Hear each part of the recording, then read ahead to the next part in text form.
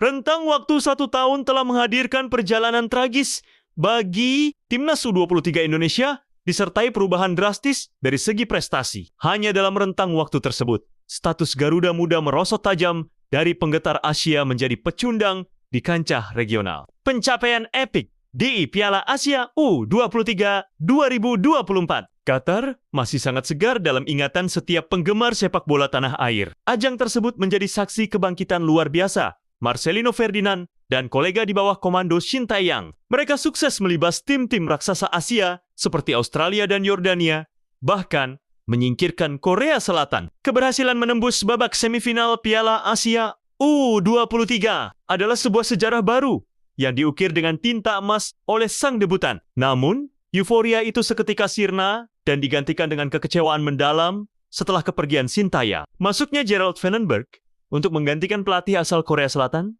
itu belum mampu menghadirkan kepuasan. Alih-alih menyamai prestasi pendahulunya, Indonesia justru gagal lolos ke Piala Asia U23 bersama pelatih asal Belanda itu. Tak ayal, supporter kemudian meneriakkan nama Shin Tae-yong di stadion setelah Indonesia dipastikan gagal lolos ke putaran final. Kegagalan tersebut membuat PSSI akhirnya mendepak Vandenberg dan menyisakan kursi kosong menjelang SEA Games 2025. PSSI kemudian menunjuk Indra Syafri untuk menukangi Timnas U22 Indonesia di SEA Games 2025 di Thailand. Harapannya, sang pelatih bisa mengulangi kesuksesannya saat membawa Indonesia meraih medali emas 2 tahun lalu. Sayangnya, harapan para penggemar untuk melihat Indonesia mempertahankan medali emas harus bertepuk sebelah tangan. Alih-alih mempertahankan medali emas, Indonesia justru harus angkat koper lebih awal usai tersingkir di babak penyisihan grup. Kepastian tersingkirnya Indonesia didapat setelah kemenangan 3-1 atas Myanmar di laga terakhir grup C. Meski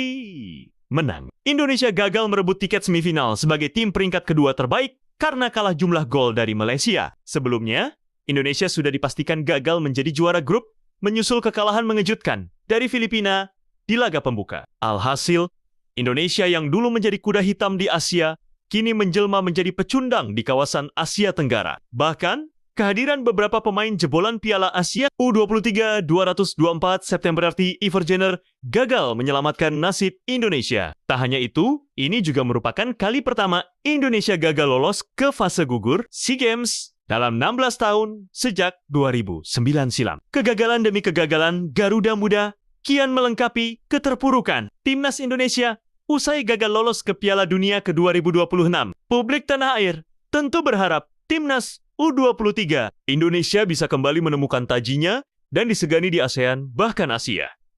Hanya di tangan pelatih yang tepat. Bukan tidak mungkin harapan itu akan terwujud kembali